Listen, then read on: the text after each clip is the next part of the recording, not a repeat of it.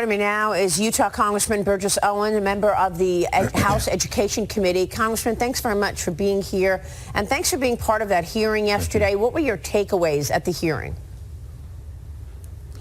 Well, thanks, first of all, Maria, for covering this. The takeaway is this. We have a system now that is broken.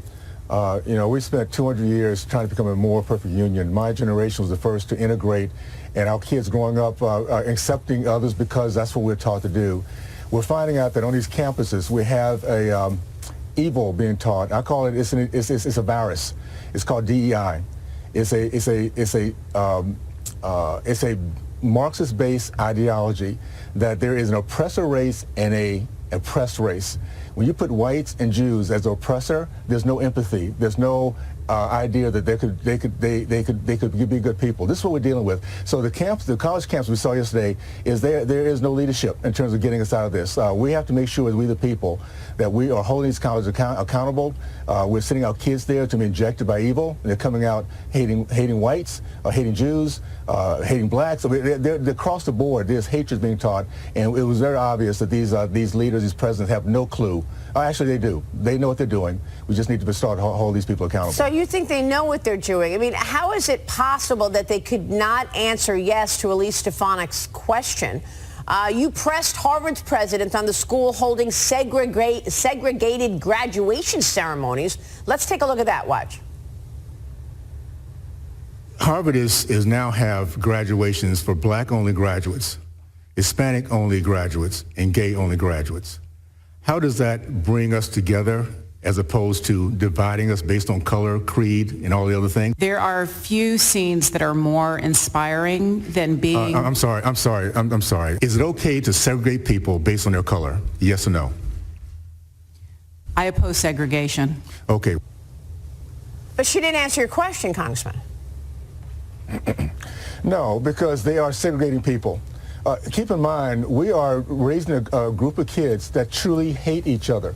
I've never seen anything like this, where black Americans are now segregating themselves because they do not feel comfortable around white people. They're told not to be. They're not comfortable around Jewish people.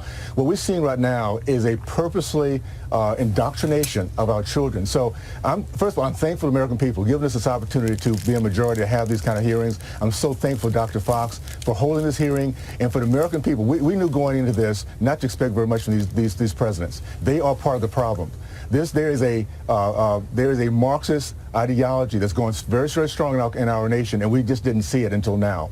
So I'm so thankful for Dr. Fox for holding this hearing. For the American people, we need to understand these are the places where we do not need to send our kids if we want them to come out productive, proud of who they are, and feeling good about the capitalist system we have, and feeling that we are truly a we the people society. Of course. It's not going to happen on these campuses. That is absolutely disgusting. I agree. Dr. Fox did a great job by holding that hearing. The House, you're talking about your majority, though. The House Ways and Means Committee holding more closed-door testimony with IRS whistleblowers yesterday, and you can't even get a majority in the party to actually agree that there is criminality in plain sight here. Lawmakers now reveal never-before-seen evidence that show then Vice President Joe Biden used aliases to send and receive at least 327 emails from Hunter Biden and his accountant, Eric Schwerin. 54 of those emails directly between Joe and Hunter Biden's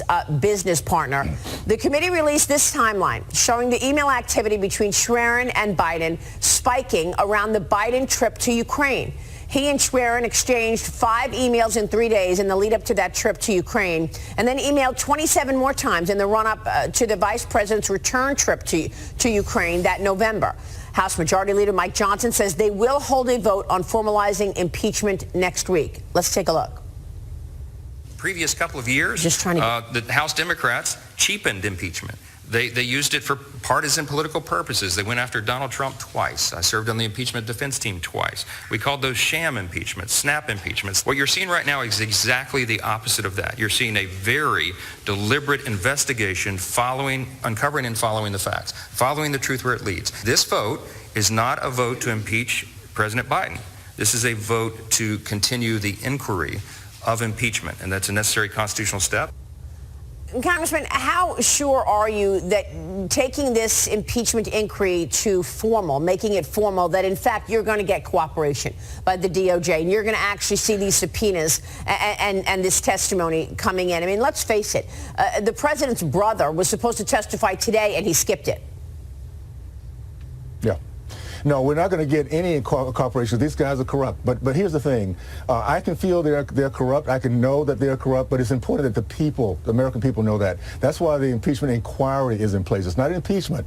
We're doing it the right way. We're saying we're going to follow the facts. We're going to find the things we can present to the American people and let you understand and decide if this is a place we should go in. So I would encourage everyone, let's find the truth. Inquiry is what we're after right now. We're going to make sure we get there. So then help us do that. What's the most damning piece of evidence you have?